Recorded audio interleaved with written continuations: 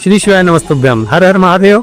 एक स्टूडेंट जब अपनी क्लास में जाता है, शिक्षक उसे पढ़ाते हैं, पूरी क्लास भरी पड़ी हुई है और शिक्षक कह देते हैं अपने बच्चों से कल स्वर्ग की जन्नत की मिट्टी को लेकर आना। सब बच्चे मौन हो जाते हैं, विचार करने लगते हैं कि स्वर्ग से मिट्टी कौन ला सकता है, कौन है ऐसा जो स्वर्ग से मिट्टी लाएगा। सब अपनी अपनी क्रम में लग जाते हैं, कोई कहीं जाता है, कोई कहीं जाता है, कोई कहीं जाता है। सुबह सब स्कूल में आते हैं, सर ने पूछा, टीचर ने पूछा, शिक्षक ने पूछा क्या आप स्वर्ग की मिट्टी लेकर आए हो? तब सारे बच्चे कह देते हैं नहीं सर, हम कोई स्वर्ग की मिट्टी नहीं ला सके क्योंकि हम स्वर्ग न जा सके। एक बच्चा खड़ा हो जाता है, बड़ा भोला सा है क्योंकि शिव का कोई प्रिय होगा, बहुत भोला सा, और तुरंत वो बच्चा कहता है सर मैं स्वर्ग की मिट्टी लेकर आया।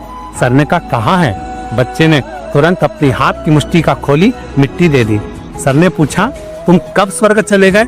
आपको मालूम है स्वर्ग कहाँ है? कैसे पहुंच गए स्वर्ग? आपको मालूम है स्वर्ग किधर है?